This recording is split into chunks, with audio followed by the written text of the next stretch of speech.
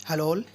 मैं डॉक्टर आशीष आप सभी का स्वागत करता हूँ। और जैसा कि कई डॉक्टर्स बार बार मुझे कह रहे थे कि ये जो मेडिसिन है इस मेडिसिन का या तो वीडियो मिल जाए या फिर पॉडकास्ट पे ऑडियो मिल जाए तो बहुत इजीली कोरिलेट कर पाएंगे वो, और कई लोगों के लिए हेल्पफुल होगा। तो मैंने कोशिश की है। देखिए, लेक्चर्स जो क्लास मैंने ली थी 22 को, वो ज़्यादा इम्पोर्टेंट थी और कई चीज़ें थी जो मैं एक लाइव सेशन में बहुत ज़्यादा सारी चीज़ें बता सकता हूँ, लेकिन अभी मैं कोशिश करूँगा कि मैं उसको काफ़ी हद तक कवर कर लूँ।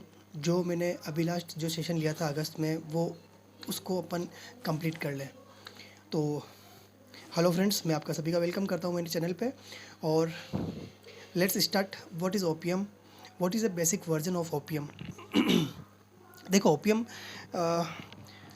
एज तो कुछ चीज़ें जो देखने में आती है हमें जब हम ओपियम को देखते हैं या ओपियम को पढ़ते हैं, तो opium is the most painless remedy.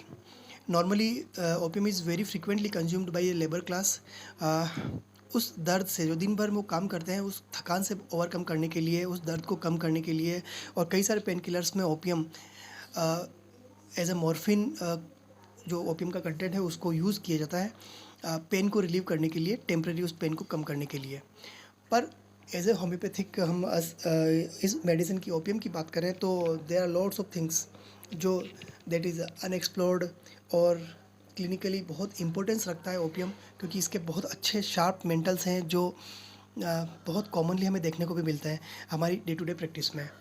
सो देखिए, मैंने बहुत सिंपल करने के लिए मैंने ओपियम की जो जर्नी है, और ओपियम से पहले मैं कुछ बेसिक बात करूँगा कि किसी भी मेडिसिन की एक जर्नी होती है, और उस जर्नी को देखे बिना उस मेडिसिन को पूरा ग्रैस्प करना, पूरा समझना बहुत मुश्किल होता है। आपने बहुत कॉमनली सुना होगा कि पल्सेटिला चेंजेबल होता है। आपने बहुत कॉमनली सुना होगा कि सीपिया इंडिफरेंस होती है। नाइट्रोम्यूर बहुत डीप होता है, बहुत ड्राई होता है। बट हमने कभी ये जानने की कोशिश नहीं की कि क्यों सीपिया इंडिफरेंस की स्टेज में आता है, क्यों पल्सेटिला चेंजेबल की स्टेज में आता है, और क्यों नाइट्रोम्यूर ड्राई होता है, इमोशनली बहुत ज़्यादा ड्राई हो जाता है। तो हमें सबसे पहले ये जानने की ज़रूरत है कि एक जर्नी होती है, उस जर्नी का एक बीच का एक स्टॉप होता है, एक बीच का एक व्यू होता है। वो हो सकता है कि ये कुछ चीज़ों के लिए चेंजेबिलिटी हो सकती है, इंडिफरेंस हो सकता है, पर वो चेंजेबिलिटी के पहले की एक जर्नी है और उसके बाद की एक जर्नी है जो हमें जानना बहुत ज़रूरी होता है। तो वैसे ही आज मैं ओपियम ले रहा हूँ, और ओपियम को मैं कोशिश करूँगा कि आपको इतना ईजी लैंग्वेज में मैं डिलीवर करूँ ताकि आप अपने क्लिनिकली अपनी लाइफ में, या फिर आप इसको थोड़ा थोड़ा अलग तरीके से समझ पाएँ। तो let's start with what is opium. Opium is a very well known और medicine as a painless for relieving the pain, और very frequently consumed by labour class to relieve the pain. तो पहली फेज़ जो हम बात करते हैं opium की, सॉरी, तो ओपियम की पहली फेज़ में देखिए, मैं जो अभी सिम्टम्स सभी आपसे शेयर कर रहा हूँ वो सभी सिम्टम्स रेपर्टरी से लिए हुए हैं। इसके ओपियम के रेपर्टराइज करने के बाद जो रूब्रिक्स निकले हैं साइड में, या फिल्टर करने के बाद जो ओपियम के रूब्रिक्स हैं, उन रूब्रिक्स के अकॉर्डिंग हम एक ट्राई करेंगे, एक पोर्ट्रेट करने की कोशिश करेंगे एक ओपियम की इमेज को। तो और ये सभी रूब्रिक्स आप इजीली फाइंड आउट कर सकते हैं। You can easily find that all rubrics in Kent in synthesis repertory. तो here we start with first phase. पहली फेज़ में थोड़ा एक्सप्लेन करूँगा कि पहली फेज़ में जो कुछ रूब्रिक्स आते हैं जो एक ओपियम को एज ए पेनलेस शो करते हैं, जैसे कि ब्लिसफुल फीलिंग। एक ऐसी फीलिंग जो खुद अपने आप में मस्त है, एक सुखद फीलिंग में है। कंटेंट, संतुष्ट है वो उसको कोई भी प्रॉब्लम हो रही हो लेकिन फिर भी उसको कोई प्रॉब्लम नहीं है, क्योंकि वो संतुष्ट है, वो अपने लाइफ स्टाइल से संतुष्ट है, उसके जो बॉडी के साथ कुछ भी हो रहा है उसके साथ संतुष्ट है। तो second rubric is content. Third, content forgets all his elements and pain. वो इतना संतुष्ट है कि वो अपने दर्द, अपनी बीमारियाँ, अपने कोई भी साथ में जो अपनी ज़िंदगी में जो चल रहा है वो सब भूल चुका है बिल्कुल। तो nothing else him says nothing wants. कुछ भी चीज़ जो है उसको परेशान नहीं करती है, और वो कुछ भी चीज़ नहीं चाहता है। ये एक फेज़ है जो ओपियम में पेशेंट्स में दिखती है हमें। एक डिल्यूजन वेल ही इज़, चाहे उसको कोई प्रॉब्लम हो रही हो लेकिन फिर भी वो एक डिल्यूजन में होता है कि वो अच्छा है, वो सही है, उसको कोई प्रॉब्लम नहीं है, वो संतुष्ट है अपनी जो भी ज़िंदगी है उसकी, उससे चाहे उसको कोई छोटी मोटी बीमारी है या कोई भी है, तो वो उस बीमारी से भी संतुष्ट है कि उसको कोई बहुत बड़ी बीमारी नहीं है, वो फेल में है। Danger, no sense of danger, इस स्टेज में वो पेशेंट ऐसा है जो इतना संतुष्ट है कि उसको कोई डेंजर अगर दिख भी रहा है तो वो उसको सेंस नहीं है, उसको फीलिंग नहीं आ रही है कि वो डेंजर में है, या there is no sense of danger, कि उसको सेंस फीलिंग ही नहीं हो रही है ऐसा। हीडलेस, लापरवाह, कि इतना लापरवाह है कि उसको कुछ पता ही नहीं चल रहा है। सेंस डल, ब्लंटेड, सेंसेस सभी ब्लंट हो गए हैं, डल हो गए हैं, और उस कारण से उसको कुछ भी फील नहीं हो पा रहा है, उसको कुछ पता नहीं चल पा रहा है। चीयरफुल, चिल ड्यूरिंग, इतना चीयरफुल है कि चिल मतलब कि ठंडा, अगर उसकी बॉडी में कुछ ऐसा हो भी रहा है तो भी वो उसको इन्जॉय कर रहा है, चिल कर रहा है। एक्सिलरेशन और ब्लिसफुल, वो एक्सिलरेशन मीन्स उल्लास, वो इतना इस एक स्टेज में है जहाँ पे उसको कुछ भी फर्क नहीं पड़ रहा है। ब्लिसफुल मतलब कि सुखद, एक्सिलरेशन मीन्स उल्लासपूर्ण, एक ऐसी स्टेज जहाँ पे वो खुश है, मस्त है, बिल्कुल उल्लासमय है। और ये सभी स्टेज क्यों है? क्योंकि उस पेशेंट को सेंस नहीं है डेंजर का, उस पेशेंट को सेंसेस इतने डल हैं, इतने ब्लंटेड है कि उसको कुछ पता ही नहीं लग पा रहा है कि उसके बॉडी के साथ क्या हो रहा है। वो केवल एक अपनी स्टेज, एक अपनी ब्लिसफुल स्टेज में, अपनी एक कंटेंटेड स्टेज में है, वो मस्त है। एक्सिलरेशन, प्रेस्पिरेशन ड्यूरिंग, अगर कुछ हो भी रहा है छोटा मोटा तो उसके साथ भी वो उल्लास में है, इंजॉय कर रहा है उस चीज़ को। ट्रैंक्विलिटी, सेरेनिटी और काल्मनेस, शांत चित्त, बिल्कुल। इसको, इस स्टेज को आप कंपेयर कर सकते हैं खासकर ऐसे साधु महात्मा जिनको परम ज्ञान, परमानंद प्राप्त हो गया है, मोक्ष की प्राप्ति हो गई है, या फिर ध्यान की एक एडवांस, बहुत एडवांस स्टेज जहाँ पे उसको खाने से, पीने से, रहन सहन, सर्दी गर्मी बारिश, इनसे कोई फ़र्क नहीं पड़ता है। तो you can compare that stage from the opium's first stage, जहाँ पे उसको कोई फ़र्क नहीं पड़ रहा है कि उसके साथ क्या हो रहा है, क्या नहीं हो रहा है, उसके साथ बीमारी क्या है, नहीं है, सब कुछ। डिल्यूजन विजन हैज़ ब्यूटीफुल, इतनी ब्यूटीफुल स्टेज में है वो कि उसको हर चीज़ ब्यूटीफुल दिख रही है, हर चीज़ में उसको मस्त आनंद आ रहा है। फेंस इज़ प्लीजेंट, वो उसकी कल्पना ऐसी है कि बस सुखद, सब मस्त एकदम। और इस स्टेज पे ऐसा है कि वो सभी चीज़ों को एंजॉय कर रहा है। इंडिफरेंस, प्लीजर फ्रॉम, वो अपनी उस स्टेज में है, उस स्टेज में उसको अगर उसकी कोई ऐसी चीज़ जो उसको बहुत पसंद है, जो उसको एंजॉय एम्यूज़ कराती है, या फिर ऐसी कोई चीज़ जो उसको बहुत ज़्यादा खुशी देती है, उस खुशी से भी उसको इंडिफरेंस है, उस खुशी से भी उसको कोई मतलब नहीं है। तो ये एक पहली स्टेज थी। इस स्टेज को आप कंपेयर कर सकते हैं कि आ, कोई भी ऐसी स्टेज जो मोक्ष की प्राप्ति, मान लीजिए आप अगर हिंदू मैथोलॉजी के अकॉर्डिंग देखें, या फिर ऐसी स्टेज जहाँ पे उस पेशेंट को कोई फ़र्क नहीं पड़ रहा है, लेकिन जब वो पेशेंट इस फर्स्ट स्टेज से सेकंड स्टेज में एंट्री करेगा तो यहाँ पे मैंने आपको बताया जैसे कि फर्स्ट स्टेज के लास्ट रूब्रिक थे इंडिफरेंस, मतलब कि एक स्टेज तक उसको कोई फ़र्क नहीं पड़ रहा था, लेकिन अब वो इंडिफरेंस मतलब कि अब उसको पता लग रहा है लेकिन नकार रहा है वो। तो ये उसकी सेकंड स्टेज में एंट्री का पॉइंट होता है, यहाँ से वो सेकंड स्टेज में एंट्री करेगा। और सेकंड स्टेज में कुछ अपन रूब्रिक देखते हैं जो इसकी सेकंड स्टेज को बहुत ज़्यादा क्लियर करेंगे, एक्सप्लोर करेंगे। तो पहला रूब्रिक है इंडिफरेंस, कंप्लेंट डज नॉट। अब उसको पता लग गया कि उसको कुछ प्रॉब्लम है लेकिन वो कंप्लेंट नहीं कर रहा है। पहले इसकी पहले वाली जो स्टेज थी उसमें उसको कोई फ़र्क नहीं पड़ रहा था, लेकिन अब यहाँ पे फ़र्क पड़ रहा है पर वो कंप्लेंट नहीं कर रहा है। इंडिफरेंस, एपैथी, फाइन फीलिंग, अभी भी वो फाइन फीलिंग है उसको।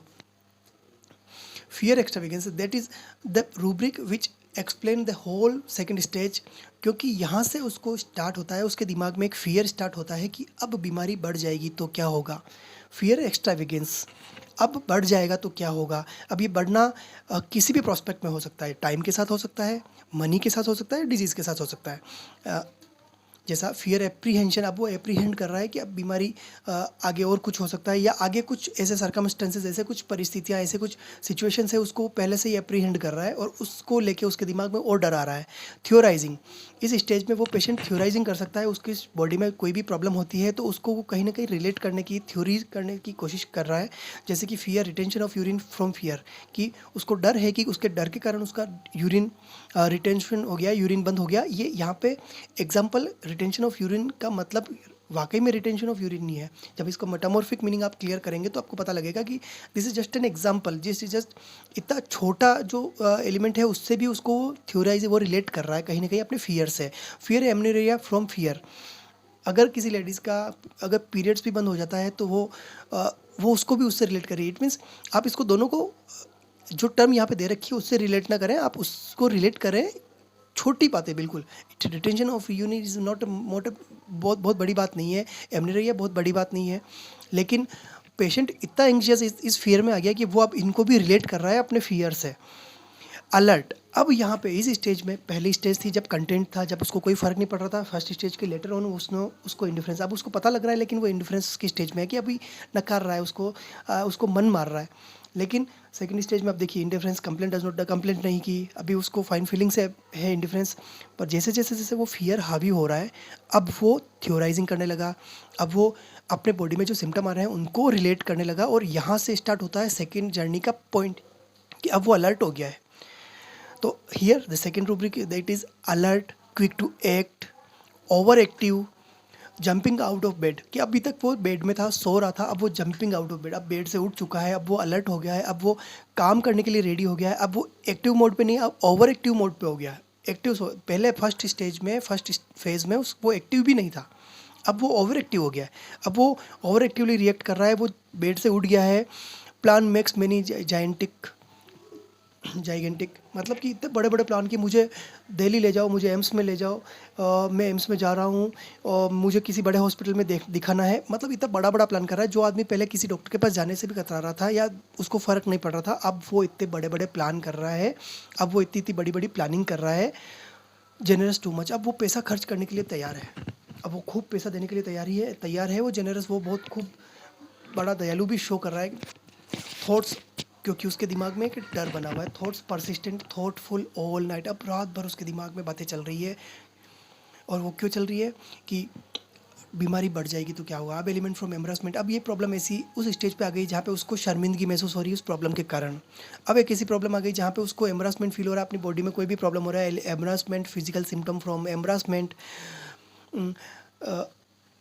अब वो एम्बरासमेंट भी फील कर रहा है, अब वो रीप्रोच, खुद को भी कोस रहा है, खुद को भी वो यानी कि आरोप लगा रहा है कि मैंने ये क्यों गलती की, या फिर मैंने टाइम पे क्यों नहीं दिखाया। रिप्रोच कर रहा है, खुद को कोस रहा है, खुद के ऊपर आरोप लगा रहा है। एलिमेंट फ्रॉम शेम, अब उसको शर्मिंदगी महसूस हो रही है, अब उसको अच्छा नहीं लग रहा है। उसके ये प्रॉब्लम कुछ भी हो सकती है, अगर फेस पे पिंपल्स हैं, या फेस पे चलोज़मा है, या फिर कोई ऐसी, या उसके जॉइंट्स पेन है, और जॉइंट्स पेन के कारण पहले जो कंटेंट था कोई फ़र्क नहीं पड़ रहा था, लेकिन अब उसको एम्बरासमेंट अच्छा नहीं लग रहा है कि यार मेरी चाल में लंगड़ापन आ गया, या फिर उसको शर्मिंदगी महसूस हो रही है कि यार लोग, मतलब अच्छा नहीं लग रहा है उसको, कहीं ना कहीं महसूस हो रहा है कि यार गलत हो रहा है, या ये फिर शर्मिंदगी जैसी बात हो रही है मेरे साथ। एंग्जाइटी, फ्राइट आफ्टर, अब फियर और एंग्जाइटी मिक्स हो रही है उसके अंदर, या वो डर।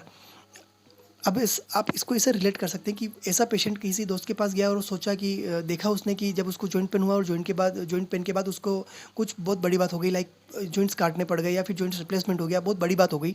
तो अब यहाँ पे पेशेंट के अंदर डर बैठ गया कि यार कहीं पे मेरे साथ भी ऐसा नहीं हो जाए, क्योंकि ओपीएम आपको सुपरस्टिशियस में भी मिलेगा। Anxiety, fear after, anxiety, perspiration during, frightened, eyes on closing, अब उसके सामने क्लियर होना जरूरी है हर चीज़। आइज क्लोजिंग मतलब कि आंखें जब बंद करने के बाद आपको सामने के जो फैक्ट्स होते हैं, सच्चाई होती है वो नहीं दिखती है, तो वो उसको लग रहा है कि वो आंखें बंद कर लेगा। इट मीन्स कहीं पे भी अगर उसको डार्क भी है तो वो उससे डर रहा है पहले बहुत ज़ोरदार कि यार क्या हो रहा है। मतलब कि आंखें बंद करना मीन्स कि कुछ ऐसी चीज़ें फैक्ट है जो उससे छुपा हुआ है, या फिर अगर सामने आ रहा है तो वो उसको देखना चाहता है कि क्या हो रहा है और क्यों हो रहा है, और उसको उससे डर लग रहा है बहुत ज़ोरदार कि वो आंखें बंद भी नहीं करना चाहता, मतलब कि फैक्ट उसको बिल्कुल क्लियर चाहिए, उसके सामने चाहिए। Fear dark of, dark means what, ऐसी जगह जहाँ पे डार्क है, मतलब आप उसको क्लियर नहीं देख पा रहे हैं, तो उसको डर है कि यार उस अंधेरे में क्या है, उसको डर है कि यार रिपोर्ट्स में क्या आएगा, या रिपोर्ट्स क्लियर, मतलब वो बहुत इम्पेशेंस है, वो फटाफट से फटाफट अपनी रिपोर्ट्स में सब कुछ देखना चाह रहा है, इन्वेस्टिगेशन में सब कुछ देखना चाह रहा है कि वो फटाफट से फटाफट उसको क्लियर हो जाए कि वाकई में उसको प्रॉब्लम क्या है।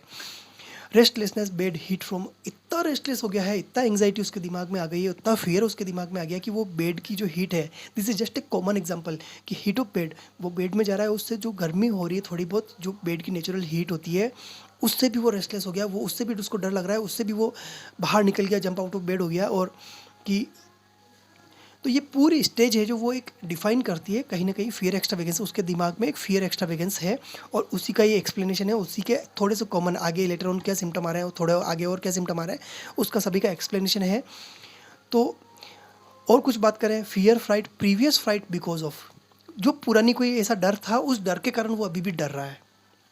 फियर, डायरिया फ्रॉम, सोचो आप, डायरिया, लूज मोशन बहुत कॉमन चीज़ है जो होती रहती है, फूड पॉइजनिंग के कारण हो गया, ओवर ईटिंग के कारण, कोई भी चीज़ हो सकती है, लेकिन सोच सकते हैं आप कि उसके कारण भी उसको फियर आ गया कि कुछ बड़ा नहीं हो जाए। फियर ट्रेमुलस कंपकपाहट के साथ उसके अंदर बॉडी में फियर आ गया है इतना। वो कावर्डाइज, अब वो डर रहा है कि उसकी बीमारी कहीं बढ़ नहीं जाए, और बहुत सारी चीज़ें, कर्जिंग स्वीरिंग। अब सोचिए, पहली स्टेज जो कंटेंट था बिल्कुल उसको कोई फ़र्क नहीं पड़ रहा था, ब्लिसफुल था, संतुष्ट था, जो भी अपनी लाइफस्टाइल चल रही है, जो भी बीमारी है उसके साथ। सेकंड स्टेज में उसको बहुत सारे एंग्जाइटीज़, बहुत सारे फियर आए। Now the patient is entered और try to enter in the third stage where you can see many symptoms which are very sharp, which are very fine बिल्कुल। वीपिंग, टीयरफुल मूड, टेकिंग कोल after, ऐसा कि weeping, अब वो रो रहा है, tearful mood में है, उसको क्योंकि उसके सॉल्यूशन अभी भी नहीं मिल रहे हैं उसको। मोरोस, क्रॉस, फ्रेटफुल, अब यहाँ पे वो क्रॉस भी हो सकता है, मोरोस हो सकता है, वो इलिम्यूर हो सकता है, वो आपको अच्छा बात तरीके से बात नहीं करेंगे, वो रोता रहे दिन भर, वो अकेला रहना पसंद करे, और बहुत छोटी छोटी बातों पे, बाय ड्रीम्स, इवन इमेजिनेशन या फिर ड्रीम जो कि रियल नहीं है, उस रियल बात पे भी वो डिप्रेस्ड हो जाएगा, वो इलिमोर होगा, फ्रेटफुल और डर में आ जाएगा। रिप्रोचेस हिमसेल्फ, अगेन वो रिप्रोच कर रहा है अपने को, आरोप लगा रहा है कि मैंने गलती क्यों की, मुझे टाइम पे दिखा देना चाहिए था, like delusional injury, about to receive injury. अब उसको लग रहा है कि अब बीमारी बढ़ रही है और अब वो बीमारी अंदर से मुझे शरीर को ख़त्म कर रही है, मेरे को अंदर से काट रही है, मेरे को अब अंदर से इंजर्ड कर रही है। डिल्यूजन क्रिमिनल ही इज, देखिए रिप्रोचेस से थोड़ा सा ऊपर क्रिमिनल, अब वो खुद को कंसाइडर कर रहा है कि वो एक क्रिमिनल है। क्रिमिनल क्या है कि उसने टाइम पे इलाज नहीं किया। Criminal is what who has committed a crime, तो वो क्राइम उसका यहाँ पे ओपियम में है कि वो टाइम पे दिखाने नहीं गया, टाइम पे उसने सीरियस नहीं लिया, that is crime for that patient. So delusion criminal he is. तो ये सेकेंड स्टेज थी जहाँ पे फियर एक्सट्रावेगेंस के बहुत अलग अलग एक्सप्रेशंस थे, जो इंडिफरेंस से स्टार्ट हुआ और फियर तक था, एंग्जाइटीज़ तक था। अब थर्ड स्टेज है, यहाँ पे अब जब उसको कोई सॉल्यूशन नहीं मिल रहा है तो वो थर्ड स्टेज में एंट्री कर रहा है, और यहाँ पे उसको और कुछ मेंटल्स आपको देखने को मिलेंगे, जैसे कि डिलीरियम, चिल्डूरिंग। चिल मतलब ऐसी स्टेज जहाँ पे पेशेंट पूरा एक्टिवली परफॉर्म नहीं कर पा रहा है। चिल मीन्स ठंडा, ऐसा होता है ना कि अपन बहुत कॉमनली बोलते हैं कि यार ये इसके रेस्पॉन्स बहुत ठंडे हैं, मतलब कि दो वो एक्टिविटी नहीं है जो उसकी होनी चाहिए। तो जब वो एक्टिविटी नहीं होगी क्योंकि उसके दिमाग में बहुत सारा डर है, तो यहाँ पे डिलीरियस, अब वो अलग अलग, delirium is what, exaggerated response. तो ऐसे रेस्पॉन्स होंगे जो नॉर्मल नहीं है। डिलीरियम, पेन फ्रॉम, अब दर्द हो रहा है, दर्द के कारण उसके बॉडी में और नए एक्सप्रेशन आ रहे हैं।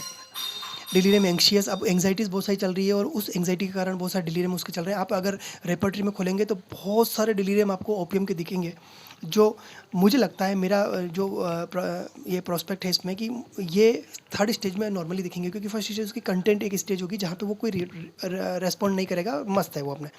Delirium foolish silly, delirium blame himself for his folly. आप सोचो, आप एक बार, खुद को रिप्रोच कर रहा है, खुद को क्रिमिनल डिक्लेयर कर चुका है वो कि मैं क्रिमिनल हूँ क्योंकि मैंने टाइम पे दिखाया, और delirium blame himself for his folly, उसकी गलती के कारण, उसके फुलिशनेस के कारण वो खुद को ब्लेम कर रहा है और डिलीरियस वे में, मतलब बराबर बराबर बोल रहा है।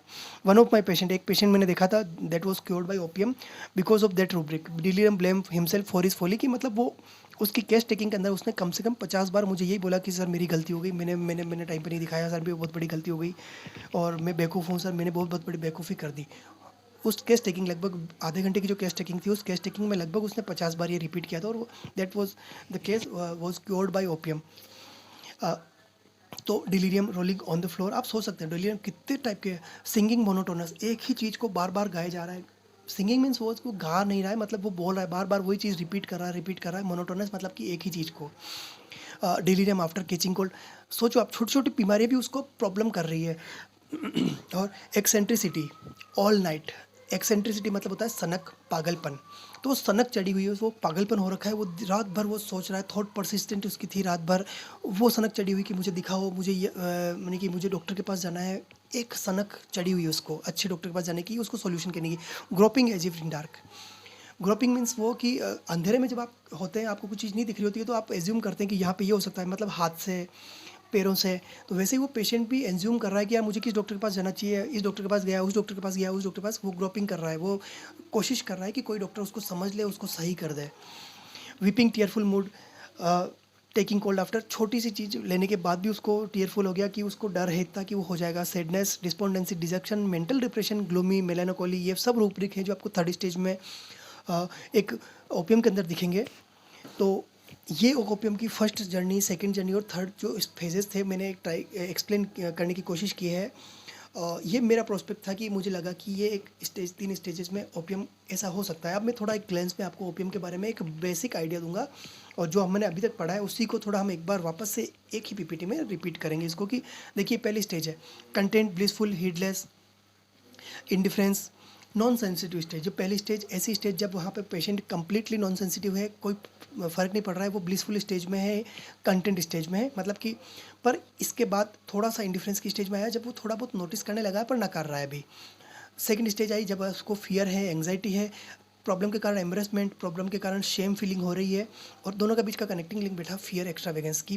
पहली स्टेज में वो कंटेंट था उसको फ़र्क नहीं पड़ा था, लेकिन जैसे ही उसके अंदर फियर एंट्री हुआ और एक्स्ट्रावेगेंस की स्टेज आई, यहाँ पे वो पेशेंट सेकंड स्टेज में एंट्री कर रहा है। अब उसको फियर भी है, अब उसको एम्बरेसमेंट भी फील हो रहा है अपनी प्रॉब्लम के कारण, अब उसको शेम भी फीलिंग हो रहा है, और अब वो सेंसिटिव स्टेज में आ गया है। और अब इसके बाद वो थर्ड स्टेज में एंट्री कर रहा है जहाँ पे उसको डिलीरियस है, सैडनेस है, डिस्पोंडेंसी है, रिप्रोचेस है, खुद को कोस रहा है, क्रिमिनल फीलिंग आ रही है उसके अंदर। मोस्ट सेंसिटिव स्टेज आप कंपेयर कर सकते हैं। First stage that is compensated, जो कंपनसेट कर रहा है, लेकिन third stage just opposite is this is cope up state, कि वो जो फर्स्ट स्टेज का अपोजिट बिल्कुल। और ये जब दोनों का बीच में कनेक्टिंग बैठ रहा है कि अब उसको कहीं ना कहीं डिस्पेयर आ रहा है, इसलिए वो डिलीरियस स्टेज में आ रहा है। अब वो grouping as if in dark में है। So friends, this is the whole journey according to mine, the whole journey of opium। और आई होप कि आपको समझ में आया होगा, क्लियर हुआ होगा। इससे रिलेटेड कोई भी कन्फ्यूज़न है आप मुझे सोशल मीडिया पे डॉक्टर आशीष आमेटा के नाम से सर्च कर सकते हैं, पर्सनली मुझे कांटेक्ट कर सकते हैं। इससे रिलेटेड और भी कोई कन्फ्यूज़न है, कोई भी क्वेरी है, या फिर इसमें कोई सजेशन है, तो मैं बिल्कुल आपके जो वैल्यूबल सजेशंस हैं, आपके वैल्यूबल जो ओपिनियंस है, उसका मैं वेलकम करता हूँ। Thank you very much.